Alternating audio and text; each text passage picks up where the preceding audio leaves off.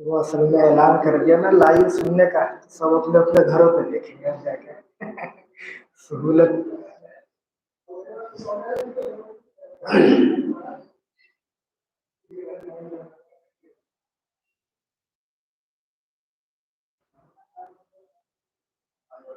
بسم اللہ الرحمن الرحیم. الحمد للہ کفا والصلاة والسلام علی عباده الذین اصطفى، اما بعد. سب سے پہلے اس بات پر ہم اللہ تعالیٰ کا شکر ادا کرتے ہیں کہ اس مالک کائنات نے یہ مقدس مہینہ ہم سب کو پھر عطا فرمایا. اللہ تعالیٰ ہم سب کو اس کی قدردانی کرنے کی توفیق نصیب فرمائے، اور اللہ تعالیٰ ہمارے لیے اس رمضان المبارک کے روزوں کو بھی آسان فرمائے اور دیگر عبادتوں کو بھی اللہ ہمارے لیے آسان فرمائے. آج 1.5 پارہ پڑھا گیا ہے، اس کا کہیں کہیں سے خلاصہ انشاءاللہ بیان کیا جائے گا. قرآن کریم سورہ فاتحہ سے شروع ہوتا ہے. سورہ فاتحہ وہ سورت ہے جو ہر مسلمان کو یاد ہوتی ہے، اور ہر مسلمان نماز کی ہر رکعت میں اس کو پڑھتا بھی ہے. چند باتیں اس سورت کے تعلق سے اہم یہ سمجھیں کہ اس سورت کا ایک نام ہے فاتحۃ الکتاب، کتاب کو شروع کرنے والی سورت، اور ایک نام ہے اس کا ام الکتاب. ام کے معنی ماں کے آتے ہیں، یعنی کتاب کی ماں. اس لیے اس کو ام الکتاب کہا کہ اس سورت کے اندر پورے قرآن کا خلاصہ ہے، شارٹ کٹ میں، تو ام الکتاب بھی اس کو کہا گیا. اللہ کے نبی علیہ السلام نے اس سورت کی بڑی فضیلتیں بیان فرمائی. ایک سورت چھوٹی سی قرآن کریم کی ہے، لیکن فضیلت کے اعتبار سے بے پناہ خوبی آپ کے اندر رہتی ہے. ترمذی شریف کی ایک روایت ہے، آپ ارشاد فرماتے ہیں والذی نفسی بیدہ ما انزلت فی التوراۃ ولا فی الانجیل ولا فی الزبور ولا فی الفرقان مثلها. یہ جو سورت ہے سورہ فاتحہ، اس جیسی سورت نہ توریت میں نازل ہوئی، نہ زبور میں، نہ انجیل میں، نہ خود قرآن کریم میں. اس سے پتہ چلتا ہے یہ سورت بہت اہم ہے، اسی لیے ہر نماز میں ہر رکعت میں اس کو پڑھا جاتا ہے. ایک بات اہم یہ سمجھے اس کی فضیلت سے متعلق کہ آپ نے یہ ارشاد فرمایا کہ اس سورت کے اندر ہر بیماری سے شفا ہے. تو ہم آج سے اس حدیث پر عمل کریں، اور جب کبھی خود بیمار ہو یا ہمارے گھر میں کوئی بچہ وغیرہ بیمار ہو تو ہم الحمد شریف پڑھیں، آگے پیچھے برکت کے لیے درود شریف پڑھیں، اور پانی پر دم کر کے وہ بیمار کو پلا دیں، اس یقین سے کہ اللہ کے نبی نے اس میں شفا بتلائی ہے، انشاءاللہ شفا ملے گی. اس سورت کے اندر اللہ تعالیٰ اپنی تعریف سے بات کو شروع کرتے ہیں کہ تمام تعریفیں اس اللہ کے لیے ہے جو تمام جہانوں کا پیدا کرنے والا ہے. پھر اپنی خوبیاں اللہ نے بیان کی کہ وہ اللہ جو رحمان ہے، رحیم ہے، قیامت کے دن کا مالک ہے. پھر بیچ میں دعا ہے کہ اے ہمارے رب، ہم آپ کی عبادت کرتے ہیں، آپ ہی سے مدد مانگتے ہیں، آپ ہمیں سیدھا راستہ دکھا دیجئے، ان لوگوں کا راستہ جن پر آپ نے انعام کیا ہے، یعنی نیک بندوں کا راستہ. یہود و نصارہ کا راستہ مت دکھائیے، اس سے ہمیں بچا دیجیے. یہ پورا خلاصہ ہے. آگے ایک سورت ہے سورہ بقرہ. بقرہ کے معنی آتے ہیں گائے، یہ جو کاؤ انگلش میں بولی جاتی ہے. اس سورت کو اس لیے سورت البقرہ کا نام دیا گیا کہ اس سورت میں اللہ تعالیٰ نے گائے کا ایک قصہ بیان کیا ہے. اب قصہ بیان کرنے کی ضرورت نہیں ہے، ہر سال آپ لوگ تراویح کا خلاصہ سنتے ہیں، لیکن اس خلاصے کا بھی خلاصہ یہ سمجھ لیں 2 منٹ میں کہ اللہ تعالیٰ نے حضرت موسیٰ علیہ السلام کی جو امت ہے، کیا کہتے ہیں اس کو، بنو اسرائیل، اس میں یہ قصہ پیش فرمایا. ایک آدمی کو کسی نے قتل کر دیا، اب لوگ آئے حضرت موسیٰ کے پاس کہ آپ بتلا دیجئے کہ قاتل کون ہے، کس نے اس کو قتل کیا، پتہ نہیں چل رہا تھا۔ انہوں نے اللہ سے دعا کی تو اللہ تعالیٰ نے معجزے کے طور پر، یعنی کرشمے کے طور پر یہ کیا کہ ایک گائے ذبح کرنے کے لیے ان سے کہو۔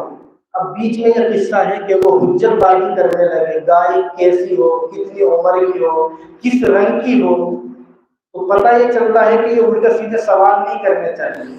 مفسرین نے لکھا کہ ان کو اتنا چاہیے تھا کہ حضرت موسیٰ نے اللہ کا پیغام ان کو پہنچایا تھا کہ گائے ذبح کر دو تو کوئی بھی کر لیتے، لیکن سوال کرتے گئے اور پھنستے گئے۔ خلاصہ یہ کہ انہوں نے گائے ذبح کی۔ اللہ تعالیٰ نے حضرت موسیٰ پر وحی نازل فرمائی کہ ان سے کہو کہ گائے کی دم کا حصہ ایک تفسیر کے مطابق اس قاتل کے بدن سے ٹچ کرے تو یہ زندہ ہو کر کے خود بتلا دے گا مجھے کس نے مارا، اور ایسا ہوا، بعد میں وہ دوبارہ مر گیا۔ تو یہ معجزہ تھا حضرت موسیٰ علیہ السلام کا۔ تو یہ جو گائے کا قصہ ہے، اس بنا پر اس سورت کو کہا گیا سورۃ البقرہ۔ اس سورت کی بھی بہت فضیلتیں اللہ نے بیان فرمائی اپنے نبی کی زبان میں۔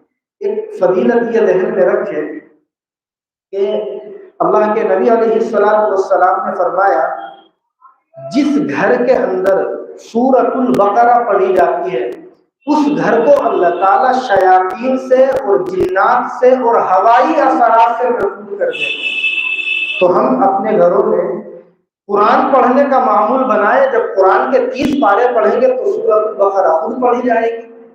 اس سورت کے اندر ایک چھوٹی سی آیت ہے، آیت الکرسی جس کو ہم کہتے ہیں۔ اس آیت کی اللہ کے نبی علیہ السلام نے مستقل فضیلتیں بیان فرمائی، لیکن چونکہ وہ آیت آئے گی تیسرے پارے میں، تو انشاءاللہ جب تیسرا پارہ آئے گا تو ہم اس کی تفسیر اور اس کی فضیلت ذکر کریں گے۔ اس سورت کے اندر جو اہم مضامین ہیں وہ یہ ہیں کہ اللہ تعالیٰ پہلے ہی رکوع میں 3 طریقے کے آدمیوں کے واقعات بیان فرما رہے ہیں۔ 3 کیٹیگری کے انسان ہیں، ان کے احوال پر اللہ نے نظر ڈالی ہے۔ نمبر 1، وہ لوگ جو ایمان والے ہیں، یعنی اللہ پر ایمان رکھتے ہیں، اللہ کے نبی کو آخری رسول مانتے ہیں اور کفر اور شرک سے بچ کر کے زندگی گزارتے ہیں۔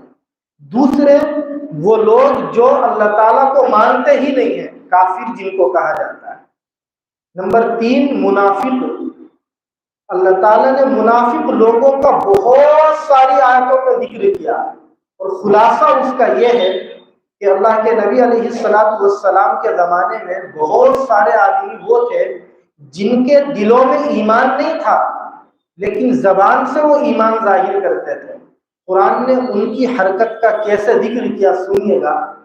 وَإِذَا قِيلَ لَهُمْ لَا تُفْسِدُوا فِي الْأَرْضِ قَالُوا إِنَّمَا نَحْنُ مُصْلِحُونَ، اور آگے کہا وَإِذَا قِيلَ لَهُمْ آمِنُوا كَمَا آمَنَ النَّاسُ قَالُوا أَنُؤْمِنُ كَمَا آمَنَ السُّفَهَاءُ، کہ جب ان سے کہا جاتا تھا کہ ان صحابہ کی طرح ایمان لے آؤ تو کہتے تھے کہ کیا ان بیوقوفوں کی طرح ایمان لائے۔ نعوذ باللہ، گرا ہوا سمجھتے تھے صحابہ کو، اور جب وہ ایمان والوں کے پاس جاتے تھے تو کہتے تھے آمنا، کہ ہم ایمان والے ہیں، انا معکم، ہم تمہارے ساتھ میں ہیں۔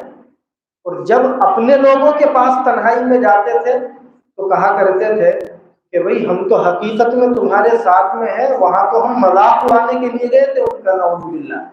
تو اللہ تعالیٰ ان لوگوں کے احوال کو اس لیے بیان فرما رہے ہیں کہ یہ گندی حرکتیں اور عادتیں ہمارے اندر نہ ہو۔ اللہ مجھے بھی بچائے اور ہر مسلمان کو جو دل میں ہو وہی زبان پر ہو۔ اور خاص طور سے محدثین نے یہاں 2 قسمیں کی ہیں منافق کی، ایک منافق اعتقادی، ایک منافق عملی۔ منافق اعتقادی کا مطلب دل میں اس کے ایمان نہ ہو، زبان پہ وہ ایمان کا اظہار کرے، تو یہ آدمی تو منافق ہے، ایمان سے اس کا کوئی لینا دینا نہیں۔ قرآن میں غالباً 90 پارے کے اخیر میں یہ آیت ہے ان المنافقین فی الدرک الاسفل من النار، کہ ایسا کرنے والے لوگ جن کے دل میں ایمان نہ ہو، زبان سے ایمان ظاہر کرے، اللہ فرماتے ہیں یہ منافق ہے، اور جہنم کے سب سے نچلے گڈھے میں یہی لوگ ہوں گے۔ یعنی کافروں سے بھی زیادہ خطرناک سزا ان کی بیان ہوئی، اللہ حفاظت فرمائے۔ اور دوسرے وہ منافق ہے جو عملی منافق کہلاتے ہیں، یعنی ہے تو وہ ایمان والے لیکن گنہگار ہیں، گناہ کرتے ہیں، اور سامنے وہ لوگوں کے ظاہر کرتے ہیں کہ ہم بڑے متقی ہیں، تقوی والے ہیں، اچھے اور بھلے انسان ہیں۔ تو نہ ہمیں پہلی قسم میں آنا ہے نہ دوسری قسم میں۔ اللہ توفیق نصیب فرمائے۔ تفصیل میں جانے کا موقع نہیں ہے، یہ منافق ہونا اتنی خطرناک چیز ہے۔ اللہ کے نبی علیہ السلام کے ساتھ میں یہ لوگ پہلی صف میں نماز پڑھتے تھے، داڑھی بھی رکھتے تھے، آپ کے جیسا لباس بھی پہنتے تھے، لیکن ایمان کے دشمن تھے، اللہ کے نبی کے دشمن تھے، اور بلکہ آپ کو قتل کرنے کی پلاننگ کرتے تھے۔ مفسرین نے ان کے احوال ذکر کیے تو اللہ تعالیٰ نے وحی کے ذریعے، جو کہ آپ کا سلسلہ ڈائریکٹ اللہ سے جڑا ہوا تھا، آپ کو بتلا دیا کہ یہ لوگ، نام بتلائے ان کے، آپ کے اپنے نہیں ہیں، یہ منافق ہے، یہ ایمان کے دشمن ہے، آپ کے دشمن ہیں۔ آپ کے سامنے آ کر کے اگرچہ یہ ایمان کا اظہار کرتے ہیں، اللہ نے اپنے نبی کو، آپ جانتے ہیں، لکھنا پڑھنا نہیں سکھایا تھا، معلوم ہے آپ کو؟ اللہ کے نبی امی تھے، لکھنا بھی نہیں جانتے تھے، پڑھنا بھی نہیں جانتے۔ یہ مصلحت کے تحت، کیوں؟ اگر اللہ کے نبی لکھنا پڑھنا جانتے تو بغیر لکھا پڑھا ہوا ہونے کے باوجود ان لوگوں نے کہا کہ یہ محمد نے قرآن خود گھڑا، اپنے ہاتھ سے تیار کروا لیا۔ اگر اللہ اپنے نبی کو لکھنا بھی سکھا دیتے تو کہہ دیتے کہ یہ اپنے ہاتھ سے لکھا ہے۔ اس مصلحت سے اللہ نے آپ کو لکھنا پڑھنا نہیں سکھایا، یہ الگ ٹاپک ہے۔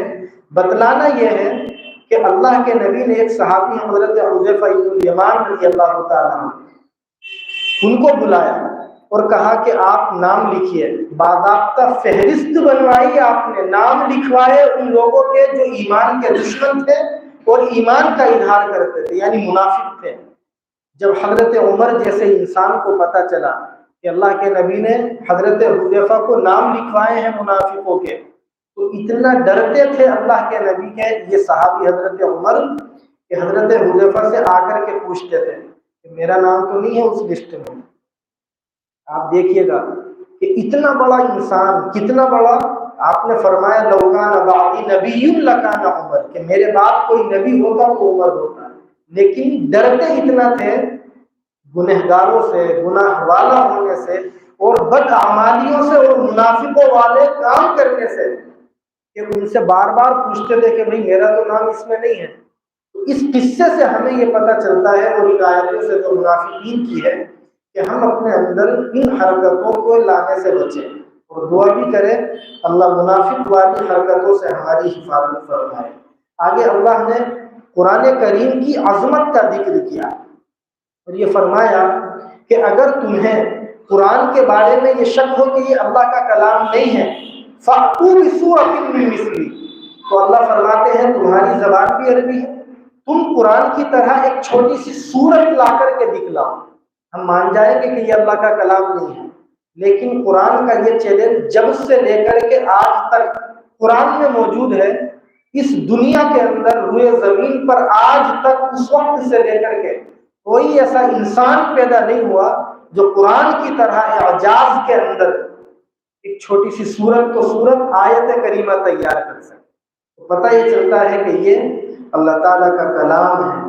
آگے اللہ تعالیٰ نے بنو اسرائیل کا ذکر کیا ہے، اور آپ جانتے ہیں یہاں سے تفسیر سن کر کے جب جائیں تو پتہ چلنا چاہیے کچھ سن کے آئے ہیں، کچھ سیکھ کر کے آئے ہیں، قرآن میں اللہ کیا کہتے ہیں وہ معلوم ہونا چاہیے۔ پہلے پارے کے اندر تقریباً 77 آیتوں میں اللہ تعالیٰ نے بنو اسرائیل کے احوال کا ذکر کیا ہے۔ بنو اسرائیل یعنی حضرت موسیٰ کی امت کے احوال کا، اور خلاصہ ان احوال کا یہ ہے، یعنی 77 آیتوں کا خلاصہ، کہ اللہ تعالیٰ نے بنو اسرائیل پر، حضرت موسیٰ پر ایک کتاب نازل کی تھی۔ کون سی کتاب تھی؟ تورات، یاد ہے نا؟ قرآن سب سے اعلیٰ درجے کی کتاب ہے، لیکن 3 کتابیں اور ہیں جو نبیوں پر آئی ہیں، ان میں ایک توریت ہے، ایک زبور، ایک انجیل۔ تو تورات جو نازل ہوئی تھی وہ کس پر ہوئی تھی؟ میرے ساتھ بولتے رہے، حضرت موسیٰ علیہ السلام پر۔ تو حضرت موسیٰ کی امت کو بنو اسرائیل کہا گیا۔ پورے قرآن کریم میں سب سے زیادہ جس نبی کا ذکر ہے وہ حضرت موسیٰ، اور سب سے زیادہ جس قوم کا ذکر ہے وہ بنی اسرائیل۔ ان آیتوں کا خلاصہ یہ ہے کہ اللہ تعالیٰ نے ان کے اوپر بہت احسانات کیے۔ پہلا احسان تو یہ تھا کہ نبی بھیجا، دوسرا احسان یہ تھا کہ اس کو کتاب نازل کرائی، تیسرا احسان یہ تھا کہ فرعونیوں سے نجات دلا کر کے اللہ نے ان کو ایک عمدہ مقام پر پہنچایا۔ اور آپ نے سنا ہوگا کہ پتھر سے باضابطہ چشمے اللہ نے ان کے لیے حضرت موسیٰ کے معجزے کے طور پر جاری کروائے۔ تو یہ سب احسانات ہیں۔ کھانے کے لیے ان کو من و سلوہ نازل کرایا گیا، لیکن یہ لوگ شرارتی تھے اور اللہ تعالیٰ کے نافرمان تھے۔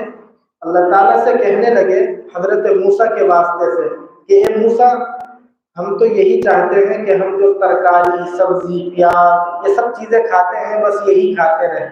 یعنی اللہ تعالیٰ کی نعمت کی انہوں نے ناشکری کی۔ تو خلاصہ یہ ہے کہ ان 77 آیتوں کے اندر اللہ نے بنی اسرائیل پر جو احسانات کیے ہیں ان کا ذکر کیا، خاص طور سے جو اللہ نے من و سلوہ نازل کر کے ان پر احسان کیا تھا اس کا ذکر کیا۔ پھر آگے اللہ تعالیٰ اس پہلے پارے کے اخیر میں یہود اور نصارہ کا ذکر کرتے ہیں۔ یہودیوں سے مراد تو یہی ہے، یہ کہا کرتے تھے لیست النصارى علی شیء، یہودی کہا کرتے تھے کہ نصارہ لوگوں کا کوئی مذہب نہیں ہے، اصل مذہب ہمارا ہے۔ وقالت النصارى لیست اليہود علی شیء، اور نصارہ یہ کہا کرتے تھے یہودیوں کا کوئی مذہب نہیں ہے، اصل مذہب ہمارا ہے۔ اللہ فرماتے ہیں کذالک قال الذین لا یعلمون مثل قولہم، جو پچھلی امتیں آئی ہیں ان میں بھی ایسے دعوے ہوئے ہیں۔ ہر آدمی یہ کہتا ہے ہمارا مذہب اچھا ہے، ہم بھی یہ کہتے ہیں، لیکن صحیح مذہب کیا ہے؟ وہ مذہب ہے جس کو قرآن صحیح کہتا ہے، یعنی ایمان والا مذہب۔ اللہ فرماتے ہیں فاللہ یحکم بینہم یوم القیامۃ فیما کانوا فیہ یختلفون، جس چیز میں یہ لوگ اختلاف کرتے ہیں، جھگڑتے ہیں کہ ہمارا مذہب صحیح ان کا غلط، اللہ فرماتے ہیں کہ کل قیامت کے دن اللہ تعالیٰ ان کے درمیان میں فیصلہ فرما دیں گے کہ صحیح مذہب کا فالوور کون تھا، اللہ کی نظروں میں صحیح اور معتبر مذہب کس کا تھا۔ آگے یہ مضمون بیان ہوا کہ اس انسان سے بڑا ظلم کرنے والا کوئی نہیں ہو سکتا جو مسجدوں کے اندر اللہ کا ذکر کیے جانے سے لوگوں کو روکتا ہوں، وسعی فی خرابیہا، مسجدوں کو برباد کرنے کی کوشش کرتا ہوں۔ یہ تو آیت کا خلاصہ ہے، لیکن اس زمانے کے اندر ہم اس آیت کا اگر مطلب بیان کریں تو یہ ہوگا کھل کر کے کہ وہ انسان جو اللہ کے بندوں کو مسجد میں آنے سے رکاوٹ کا ذریعہ بنے، دنیا کے اندر اس آیت کے مطابق اس سے بڑا ظالم کوئی نہیں ہو سکتا، چاہے وہ کوئی بھی حرکت کرے۔ یعنی ہم کوئی ایسا کام کرے جس کی وجہ سے لوگ مسجد میں آنے سے رک جائیں تو سمجھ لیجئے کہ ہم ظالم ہیں، اور ہم سے بڑا دنیا کے اندر کوئی ظالم نہیں ہے۔ یہ مضمون اللہ نے یہاں بیان کیا۔ آگے فرمایا وقالوا اتخذ اللہ ولدا سبحانہ، کہ یہ لوگ کہا کرتے تھے کہ فرشتے اللہ کی اولاد ہیں۔ اللہ فرماتے ہیں کہ اللہ کی ذات اولاد سے بری ہے، اللہ کے کوئی اولاد نہیں۔ اور یہ وہی مضمون ہے جو سورہ اخلاص میں ہم پڑھتے ہیں لم یلد ولم یولد، نہ اللہ کسی کی اولاد ہے نہ اللہ کے کوئی اولاد ہے۔ یہ بھی مضمون یہاں بیان ہوا۔ آگے پھر بنی اسرائیل کا اللہ نے دوبارہ سے تذکرہ کیا بہت ساری آیتوں کے اندر۔ دوسرے پارے کے اندر اللہ تعالیٰ تحویل قبلہ سے شروع کرتے ہیں پارے کو۔ تحویل قبلہ، ہم مسلمان ہیں تو موٹی موٹی معلومات ہمیں ضرور ہونی چاہیے۔ اب تو ہم خانہ کعبہ کی طرف کو منہ کر کے نماز پڑھتے ہیں، لیکن اللہ کے نبی صلی اللہ علیہ وسلم نے اور صحابہ نے 16 مہینے، ایک روایت کے مطابق 17 مہینے کہاں کو نماز پڑھی ہے بتائیے؟ مسجد اقصی، جہاں آج کل ہنگامے چل رہے ہیں، اللہ اس مسجد کو آزاد فرمائے، اور جو اس کے لیے محنت کرتے ہیں فلسطینی لوگ، اللہ تعالیٰ آج کل تو ہنگامے چل رہے ہیں، جو شہید ہوئے ہیں اللہ ان کو شہادت کا درجہ نصیب فرمائے، اور جو بے گھر ہیں اللہ ان کی حفاظت فرمائے۔ بہت برے حالات ہیں، سب جانتے ہیں۔ تو اسی مسجد اقصی کی طرف رخ کر کے مسلمانوں نے 16 یا 16.5 یا 17 مہینے نمازیں ادا کی ہے، اللہ کے نبی نے اور تمام صحابہ نے جو آپ کے ساتھ نمازیں ادا کیا کرتے تھے۔ بعد میں اللہ تعالیٰ نے آپ کو حکم دیا کہ آپ قبلے کی طرف رخ کر کے نماز پڑھیں، یعنی خانہ کعبہ کی طرف۔ تو یہاں اللہ تعالیٰ نے اس مضمون کو ذکر کیا ہے۔ پھر یہ مضمون ہے کہ اے ایمان والو، استعینوا بالصبر والصلاۃ، تم نماز اور صبر کے ذریعے اللہ کی مدد حاصل کیا کرو۔ حدیث میں آتا ہے کہ جب اللہ کے نبی علیہ السلام کسی پریشانی میں مبتلا ہوتے تو آپ نماز کی طرف سبقت کرتے، یعنی 2 رکعت نماز نفل پڑھ کے اللہ کی مدد مانگا کرتے۔ اسی کا اللہ نے یہاں حکم دیا۔ پھر فرمایا کہ اللہ تعالیٰ انہی لوگوں کے ساتھ ہوتے ہیں جو صبر کرتے ہیں، مصیبتوں پر، پریشانیوں پر جو صبر کرتے ہیں اللہ کی مدد ان کے ساتھ ہوتی ہے۔ پھر فرمایا جو اللہ کے راستے میں شہید ہو جاتے ہیں، اللہ کے راستے میں جن کو قتل کر دیا جاتا ہے، ان کو تم مردہ مت کہا کرو، بل احیاء ولکن لا تشعرون، وہ اپنی قبروں میں زندہ ہوتے ہیں لیکن تمہیں اس کا پتہ نہیں چلتا۔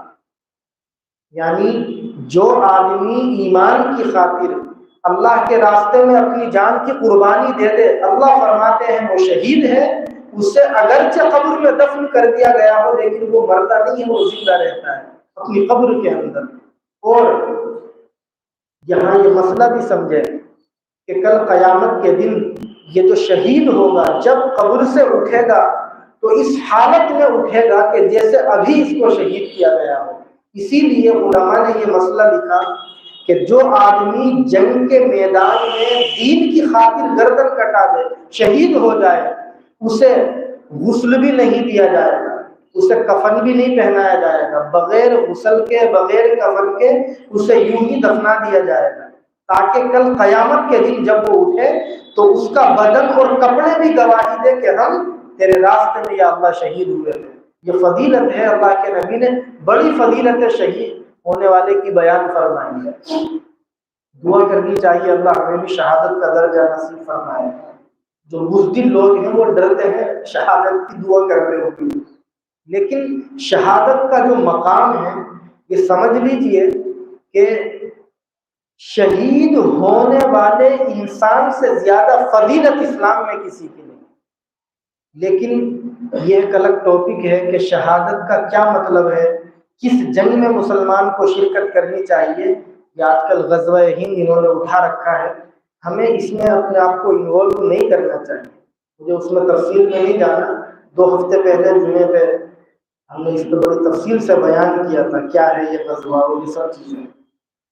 آگے اللہ فرماتے ہیں وَلَنَبْلُوَنَّكُمْ بِشَيْءٍ مِّنَ الْخَوْفِ وَالْجُوعِ وَنَقْصٍ مِّنَ الْأَمْوَالِ وَالْأَنفُسِ وَالثَّمَرَاتِ، کہ ہم تمہیں ضرور آزمائیں گے، ڈر کے ذریعے، خوف کے ذریعے، بھوک کے ذریعے، مال میں اور جان میں اور پھل میں کمی کر کے، اور ان تمام آزمائشوں میں آپ کی ذمہ داری ہے کہ آپ صبر کریں۔ اور اگر کوئی مصیبت پہنچتی ہے تو اللہ فرماتے ہیں کہ ان لوگوں کو جب کوئی مصیبت پہنچتی تھی جو اللہ کے نیک بندے تھے تو وہ کیا کہا کرتے تھے، انا للہ و انا الیہ راجعون۔ ہم جب کسی کی موت کی خبر سنتے ہیں تو کیا پڑھنا چاہیے، انا للہ و انا الیہ راجعون۔ اس کا مطلب کیا ہے کہ ہم اللہ کے ہیں اور مرنے کے بعد اللہ ہی کی طرف ہم چلے جائیں گے، یہ اس کا مطلب ہے۔ کوئی ہم حادثے کی خبر سنیں، کوئی مصیبت کی، پریشانی کی یا کسی کی موت کی تو ہمیں یہ آیت پڑھنی چاہیے۔ اور اگر اللہ تعالی ہمیں آزماتے ہیں کسی بھی طریقے سے تو ہمیں یہ یقین کر لینا چاہیے کہ یہ اللہ کی طرف سے آزمائش ہے، پریشان نہیں ہونا چاہیے۔ یہی پیغام اللہ تعالیٰ ان آیتوں کے ذریعے اپنے بندوں کو دیتے ہیں۔ پھر آگے اللہ نے اپنی قدرت کو بیان کیا اور فرمایا کہ آسمانوں میں، زمین میں، دن اور رات کے بدلنے میں، یعنی دن گیا رات آ گئی، رات گئی اور دن آ گیا، اور جو دریاؤں کے اندر کشتیاں چلتی ہے، جن کشتیوں کے ذریعے سے انسان فائدہ اٹھاتے ہیں، ایک جگہ سے دوسری جگہ ٹریول بھی کرتے ہیں، سامان بھی اٹھا کر کے لے جاتے ہیں، اللہ فرماتے ہیں ان تمام چیزوں کے اندر اللہ کی قدرت آپ کو نظر آئے گی۔ ورنہ ہم غور کریں، سمندر کے اندر پانی کے اوپر آسمانوں کی پہاڑوں جیسے جہاز کتنے اونچے اونچے اور کوئنٹل اور ٹنوں کے حساب سے وہ سامان ایک ملک سے دوسرے ملک لے جاتے ہیں، آخر ان کو حفاظت سے کون لے کے جاتا ہے؟ یہ اللہ کی طاقت اور اس کی قدرت ہے۔ رات گزر گئی، دن آ گیا، دن چلا گیا، رات آ گئی، یہ کیا انسان کے بس میں ہے؟ ساری دنیا کے لوگ مل کر کے بھی رات کو اگر چاہیں کہ اپنی جگہ روک دے، دن نہ ہو، یا دن کو روک دے کہ رات نہ ہو، ایسا ممکن ہے؟ نہیں ہو سکتا، یہ اللہ کی قدرت ہے۔ اسی طرح اللہ فرماتے ہیں زمین جب خشک ہو جاتی ہے، اللہ آسمان سے پانی اتارتے ہیں بارش کے ذریعے، پھر زمین کو اللہ تعالیٰ ہرا بھرا کر دیتے ہیں، اس میں بھی آپ کو اللہ کی قدرت نظر آئے گی۔ پھر فرماتے ہیں کہ یہ جو ہوائیں چلتی ہے اور آسمان پر جو یہ بادل آپ کو نظر آتے ہیں، ان ہواؤں کے ذریعے سے جہاں اللہ چاہتے ہیں ان کو لے جاتے ہیں، پھر پانی برساتے ہیں، ان کے اندر بھی آپ کو اللہ کی قدرت نظر آئے گی۔ تو خلاصہ یہ ہے کہ جب اللہ اتنی طاقت والے رب ہیں تو اب ہماری ذمہ داری ہے ہم اس طاقت والے رب کو ایک مانیں اور اس کے ساتھ کسی کو شریک نہ کریں، اور اس کے متعین کیے ہوئے احکام کے مطابق ہم زندگی گزاریں۔ آگے اللہ فرماتے ہیں اے ایمان والو، اے لوگو، تم زمین کے اندر جو پاکیزہ اور حلال چیزیں ہیں ان کو کھایا کرو۔ یعنی دو چیزیں ہیں، ایک حلال، ایک پاکیزہ۔ ہر حلال چیز کا کھانا بھی جائز نہیں ہے۔ مان کے چلیے ہم نے گوشت لیا ایسے جانور کا جس کو ذبح کیا گیا، لیکن وہ گوشت سڑ گیا، گندا ہے، بدبودار ہے، تو اس کا کھانا بھی جائز نہیں ہے۔ دونوں کنڈیشنز ہونی چاہیے، پاکیزہ بھی ہونا چاہیے اور حلال بھی ہونا چاہیے، تب اس کا کھانا جائز ہے۔ پھر فرماتے ہیں اللہ کہ تم شیطان کے نقش قدم پر مت چلا کرو۔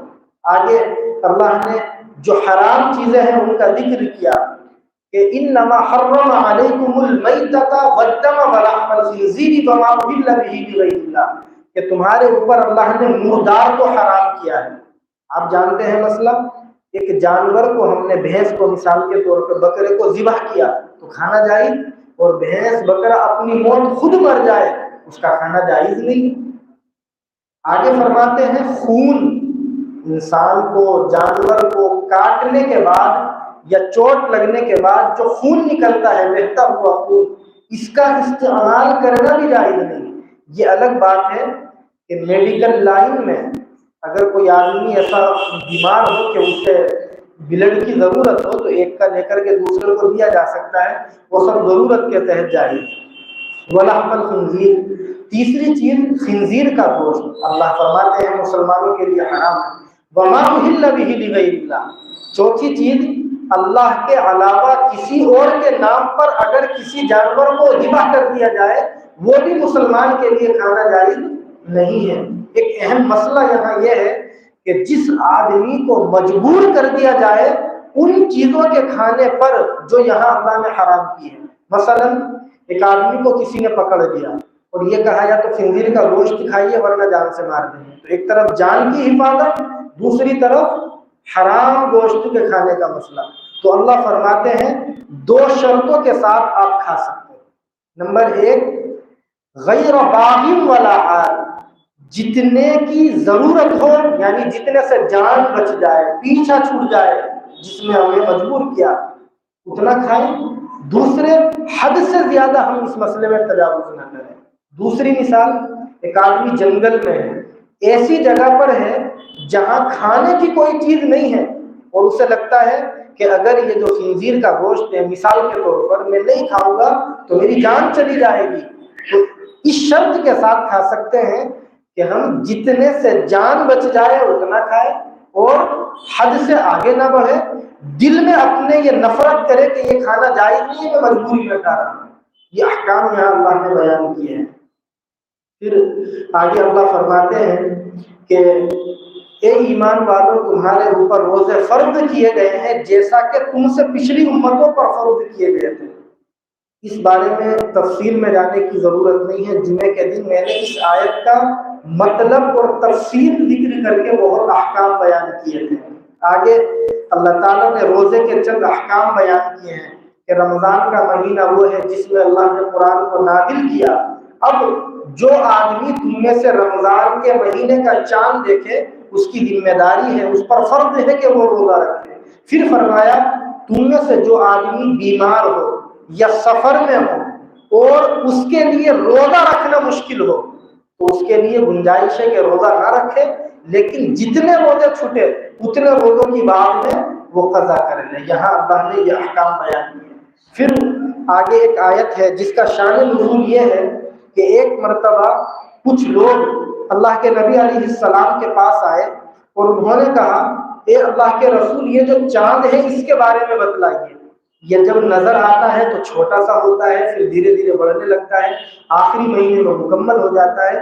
اللہ فرماتے ہیں کہ اے نبی آپ ان پوچھنے والوں کو بتلا دو ہی مواقیت للناس والحج، کہ یہ جو چاند ہے یہ لوگوں کے لیے اور حج کے لیے وقت کے پہچاننے کا ذریعہ ہے. کیسے؟ ایک مثال سے اس آیت کا مضمون بہت اچھی طرح انشاءاللہ سمجھ میں آئے گا. ہم مسلمان ہیں اور یہ جانتے ہیں کہ اگر کسی عورت کے شوہر کا انتقال ہو جائے تو اس کی ذمہ داری ہے عدت کرنا، اور عدت قرآن نے اس کی متعین کی ہے. کتنی ہے؟ 4 مہینے 10 دن. اب تو ٹائم ٹیبل ہے، گھڑی ہے، تاریخ ہمارے پاس موجود ہے. اگر چاند نہ ہوتا تو ہم کیسے اندازہ کرتے کہ مہینہ کب سے کب پورا ہو رہا ہے؟ چاند کے بارے میں اللہ یہ فرماتے ہیں یہ حج کے جو موسم آتے ہیں ان کے لیے بھی اور اسلامی احکام کی جتنی بھی ضرورت ہے ان ضرورتوں کے لیے وقت کے پہچاننے کا ذریعہ ہے. یعنی اللہ نے دنیا کے اندر اپنی کوئی بھی مخلوق بے فائدہ پیدا نہیں فرمائی ہے، وہ چاند سورج ہی کیوں نہ ہو. اللہ تعالیٰ ان تمام احکام پر جو ہم نے سنے ہیں عمل کرنے کی ہم سب کو توفیق نصیب فرمائے، اور قرآن کے اس پیغام کو اللہ ہمیں خود بھی سمجھنے کی اور قرآن اللہ دوسروں تک پہنچانے کی توفیق نصیب فرمائے اور قبول بھی فرمائے. میری گزارش ہے آپ سب سے کہ یہ تو خلاصہ ہے، یعنی میں نے کہیں سے اہم پوائنٹس لیے آپ کے سامنے ذکر کر دیے، لیکن رمضان کا مہینہ جو ہے یہ مقدس مہینہ ہے اور رمضان کے مہینے کا قرآن سے گہرا تعلق ہے. ابھی آئی ہے نا آیت شہر رمضان الذی انزل فیہ القرآن، کہ رمضان کا مہینہ وہ ہے جس میں قرآن نازل ہوا. حدیث میں آتا ہے کہ اللہ کے نبی صلی اللہ علیہ وسلم رمضان کے مقدس مہینے میں جبریل امین کے ساتھ قرآن کا دور کیا کرتے تھے. تو ہم ارادہ کریں کہ رمضان میں قرآن زیادہ سے زیادہ پڑھیں گے انشاءاللہ، اور قرآن کو سمجھنے کی بھی کوشش کریں گے انشاءاللہ. کسی عالم کے مشورے سے کوئی تفسیر کی کتاب ہم خرید لیں یا گوگل سے ڈاؤن لوڈ کر لیں، لیکن مشورے سے، اس لیے کہ بہت سی تفسیریں وہ ہیں جو غیر معتبر ہیں، ان میں کچھ چیزیں غلط آ گئی ہیں. قادیانیوں کی بھی تفسیریں آج کل آئی فون میں تو وہی آتی ہے زیادہ اپلیکیشن میں. تو اس لیے کسی عالم کے مشورے سے ہم انگلش کی، اردو کی، ہندی کی، جس زبان میں سہولت ہو قرآن کی تفسیر مشورے سے یا تو خرید لیں یا ڈاؤن لوڈ کر لیں، اور قرآن ضرور سمجھنے کی کوشش کریں. ایک قصہ سنا کر کے بات مکمل کروں جس سے سمجھ میں آئے گا کہ قرآن سمجھنے کے کتنے فائدے ہیں. ڈاکٹر گیری ملر غالباً نام تھا، فرانسیسی ڈاکٹر ہیں، جرمن کے اندر سروس کیا کرتے تھے، سرجن تھے. شاہ فیصل رحمت اللہ علیہ جو سعودی کے کنگ گزرے ہیں وہ وہاں پہنچے اپنا آپریشن کرانے کے لیے. تو ان ڈاکٹر صاحب نے ڈاکٹر میری ملر جیسے نام تھا، مجھے ایگزیکٹ یاد نہیں آ رہا، گیری ملر کا غالباً تھا. ان سے آپریشن تھیٹر میں کہا کہ شاہ صاحب قرآن کو آپ لوگ یہ کہتے ہیں کہ یہ اللہ کا کلام ہے، لیکن میں نہیں مانتا کہ یہ اللہ کا کلام ہے، آپ مجھے سمجھائیں گے. شاہ صاحب نے کہا کہ آپ بتلائیے کہ قرآن کو آپ پڑھتے جو ہو کون سی زبان میں پڑھتے ہو؟ وہ فرانس کے تھے تو کہنے لگے کہ میں فرانسیسی لینگویج میں پڑھتا ہوں. انہوں نے کہا کہ نہیں، آپ قرآن کو قرآن کی زبان میں پڑھیے، یعنی عربی زبان میں. تو ڈاکٹر صاحب کتنے بزی آدمی ہوں گے، اندازہ لگائیے کہ جرمن کے بڑے ہاسپٹل میں ایز اے سرجن وہ کام کرتے تھے، بڑے بڑے لوگوں کے آپریشن کرتے تھے۔ انہوں نے اپنا وقت نکالا، کہ ہم نے بڑوں سے سنا ان کے بارے میں کہ 2 گھنٹے انہوں نے اپنے فارغ کیے اور عربی سیکھنی شروع کر دی۔ 1.5-2 سال تک انہوں نے زبان سیکھی عربی، پھر قرآن کو انہوں نے عربی میں پڑھنا شروع کیا۔ یعنی جو قرآن ہمارے سامنے ہے، جب زبان آ گئی ان کو عربی، تو پھر قرآن پڑھنا شروع کیا۔ یہ لکھا ہے کہ ایک وقت تو وہ تھا کہ ان کو شک تھا کہ قرآن اللہ کا کلام ہے یا نہیں، اور ایک وقت وہ آیا کہ یہ مجبور ہوئے ماننے پر کہ قرآن اللہ کا کلام ہے اور اس سے اچھی کوئی کتاب نہیں، اور اسلام سے اچھا کوئی مذہب نہیں۔ اور آخر میں وہی ہوا جو ہونا تھا، یعنی ایمان کا کلمہ پڑھا، ماشاءاللہ مسلمان ہو گئے۔ تو اس لیے آپ بتلائیے، ایک زمانے سے ہم قرآن پڑھتے، آپ اتنے سارے افراد یہاں بیٹھے ہوئے ہیں، اپنے اپنے گریبانوں میں جا کے ہمیں پتہ ہے قل هو اللہ احد کا کیا مطلب ہے، الحمد شریف پڑھتے ہیں ہر رکعت کے اندر ہم، لیکن پتہ ہی نہیں کیا مطلب ہے۔ تو اس رمضان میں آپ ارادہ کریں کہ انشاءاللہ تفسیر ضرور پڑھیں، جتنا بھی ہم ہو سکے سیکھنے کی کوشش کریں، فائدہ ہوگا انشاءاللہ۔ اللہ تعالیٰ ہمیں قرآن کو سمجھ کر پڑھنے کی اور اسے دوسروں تک پہنچانے کی توفیق نصیب فرمائے۔ وآخر دعوانا الحمد للہ رب العالمین۔